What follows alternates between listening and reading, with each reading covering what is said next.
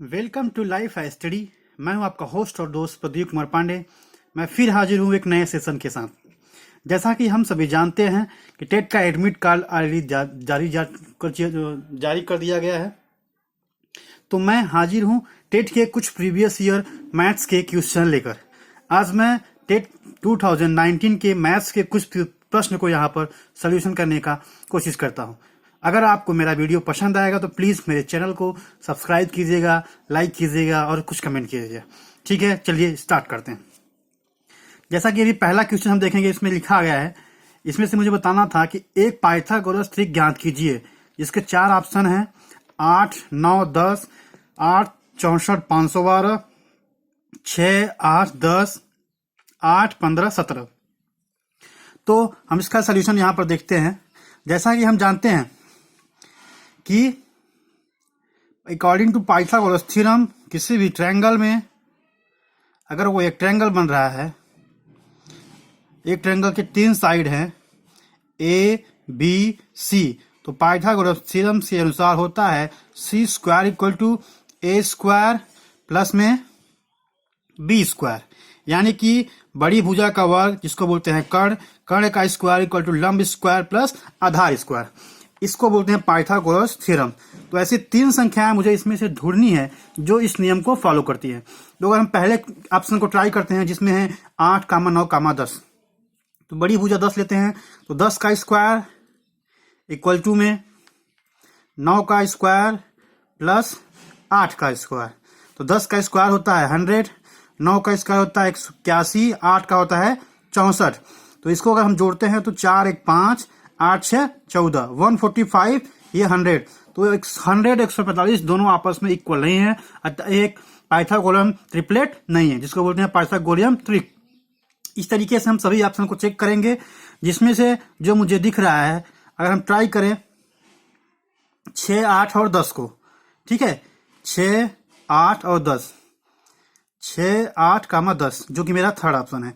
तो 6 का बड़ी भुजा इसका करेंगे तो 10 का स्क्वायर इक्वल टू 8 का स्क्वायर प्लस 6 का स्क्वायर, तो ये हो जाएगा 100।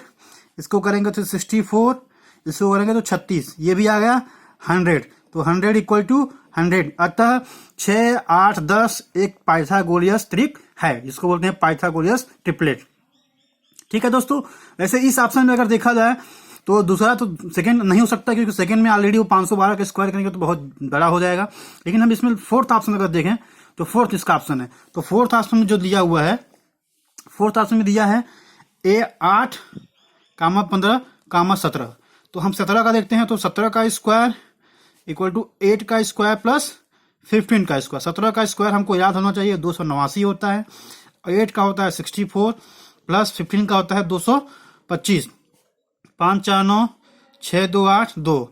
यहाँ हम ये देखते हैं कि यूपी टेट द्वारा जो क्वेश्चन ये बनाया गया था, इसके 2 ऑप्शन सही हैं, क्योंकि 6, 8, 10 ये भी एक ट्रिपलेट है और 8, 15, 17 ये भी एक ट्रिपलेट है। इस तरह से इसका ऑप्शन तीसरा और चौथा, तीसरा भी सही है और चौथा भी सही है। चलिए देखते हैं हम नेक्स्ट क्वेश्चन को। इसमें क्या करना है, जेड का मान ज्ञात कीजिए यदि संख्या 417 जेड 8 9 से विभाज्य है। ऑप्शन है पहला 7, दूसरा 9, तीसरा 3, चौथा 6। जैसा हम कि जानते हैं कोई भी संख्या 9 से डिवाइड होने का नियम ये होता है, उसके जितने भी डिजिट्स हैं, उसके जितने भी डिजिट्स हैं, इन डिजिट का सम करते हैं, उस सम को 9 से डिवाइड करते हैं। अगर वो सम 9 से डिवाइड हो जाता है तब तो संख्या 9 से डिवाइड होगी, अगर वो सम 9 से डिवाइड नहीं होगा तो संख्या 9 से डिवाइड नहीं होगी। ठीक है, तो चलिए क्वेश्चन नंबर 2 का सोल्यूशन देखते हैं।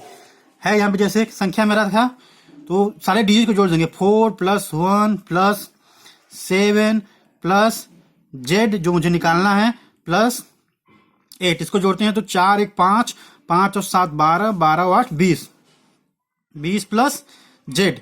तो अगर हम 20 को इसको 9 से मुझे डिवाइड करना है, इसके सम को 9 से डिवाइड करना है, तो 9 दूना 18, ये 2 बार कट जाएगा, ये हो जाएगा जेड बाई ये अगर हम 20 को डिवाइड करेंगे, दोनों को सेपरेट डिवाइड करेंगे तो 9 दूना 18, यहाँ से 2 सेम रिमाइंडर बच जाएगा, ये जेड है। तो जेड का ऐसा कौन सा नंबर रखेंगे 9 से डिवाइड हो जाए, तो जेड के स्थान पर अगर मैं 7 रख देता हूं तो 2 + 7 डिवाइड बाई 9, तो 9 बाई 9 से 9 कट गया तो रिमाइंडर कट गया, रिमाइंडर 0। अतः जेड का मान कौन सा होगा? 7। सेट 7 वो वैल्यू है जेड का जिसके रखने पर ये संख्या 9 से डिवाइड हो जाएगी। चलिए अब क्वेश्चन थर्ड को देखते हैं।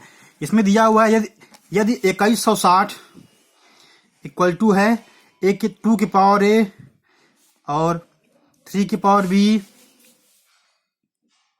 और 3 की पावर b और क्या है 5 की पावर c, ये क्वेश्चन दिया हुआ है और मुझे इसमें निकालना है 3 की पावर a, 2 की पावर माइनस b और इंटू में 5 की पावर माइनस c का मान ज्ञात कीजिए, जिसके 4 ऑप्शन दिए हुए हैं। तो पहले हम यहाँ पे इसका प्राइम फैक्टराइजेशन के मेथड से a और b और c का मान निकालते हैं। तो 2160 को हम लिख सकते हैं, 2160 को हम करें तो 6 इंटू 6 इंटू 6 इंटू 10, 36 छक्के 216 इंटू 10 करेंगे तो 2160 हो जाएगा। इक्वल टू में है ये 2 की पावर a, 3 की पावर b इंटू 5 की पावर c। ओके ठीक है। अब 6 को हम ब्रेक कर सकते हैं 2 इंटू 3 में, इसको भी 2 इंटू 3 में, इसको भी 2 इंटू 3 में, और 10 को ब्रेक सकते हैं 2 इंटू 5 में। ये इधर होगा 2 की पावर a, 3 की पावर b, 5 की पावर c। ठीक है। अब यहां से हम सभी को 2 कितनी बार है 1 2 3 4, 2 की पावर 4 हो गया, 3 कितनी बार है 1 2 3, 3 की पावर 3 हो गया, और 5 एक बार है तो 5 की पावर a, 2 की पावर a इंटू 3 की पावर b इंटू 5 की पावर c। इसके बाद आफ्टर हम कंपेयर करेंगे लेफ्ट साइड का राइट साइड से। यहां देखते हैं a के बराबर 4 आ गया, b के बराबर 3 आ गया और c इक्वल टू 1 आ गया। ये a और b c और तीनों का मान आ गया। अब मुझे किसका मान निकालना था वो देखते हैं। 3 की पावर a, तो a का मान कितना है 4, 3 की पावर a, 2 की पावर माइनस b, तो 2 का मान कितना है a, 2 की पावर क्या था 2 की पावर माइनस b, और b का मान कितना निकला है यहाँ पे 3, तो कितना हो जाएगा ये 2 की पावर माइनस 3 इंटू में 5 की पावर माइनस c और एक माइनस c का मान कितना है 1। अब इसी को सोल्यूशन ले लेते हैं तो क्या हो जाएगा 3 की पावर पर कितना हो जाएगा 3 3 9 3 27 81 40 81, ये हो जाएगा 2 की पावर माइनस 3, इसको नीचे ले जाएंगे तो हो जाएगा 2 की पावर 3 यानी 8, ये 5 की पावर माइनस ऊपर जाएगा तो नीचे जाएगा तो 5, तो 81 डिवाइड बाई 40, 81 डिवाइड बाई 40। अब देखते हैं कौन सा ऑप्शन है। 81 डिवाइड 40 पहला ऑप्शन दिख रहा है, तो फर्स्ट ऑप्शन है यही मेरा सही है 81 बाई 40। अब नेक्स्ट क्वेश्चन फोर्थ क्वेश्चन को हम देखते हैं। फोर्थ क्वेश्चन क्या है, फोर्थ पार्ट्स आकृति से ज्ञात करें किसका x का मान निकालना है। इस फिगर के द्वारा मुझे x का मान निकालना है। यहाँ पर ये क्वेश्चन रीजनिंग टाइप का है, ठीक है। तो यहाँ पे देखते हैं 1 2 3 4, यहाँ भी x मुझे निकालना है 8 27 64।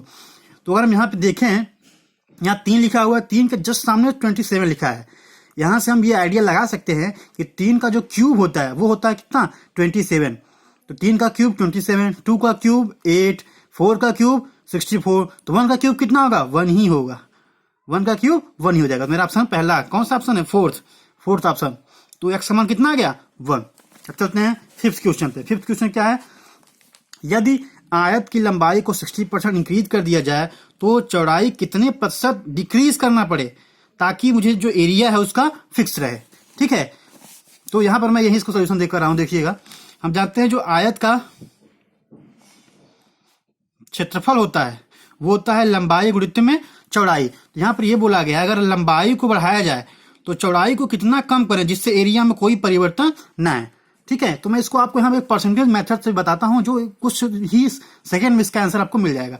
ठीक है, यहाँ पर क्या कहा गया है कि लंबाई को 60% इंक्रीज किया जाता है। तो 60% अगर हम देखें तो 60% को हम लिख सकते हैं 60/100, 0 से 0 कट जाएगा, यह आ जाएगा 3/5। तो 5 का 60% कितना हो जा रहा है 8 हो रहा है। इसका मतलब क्या हुआ, मतलब जो लंबाई है वो 5 से बढ़ के 3 8 हो जा रहा है।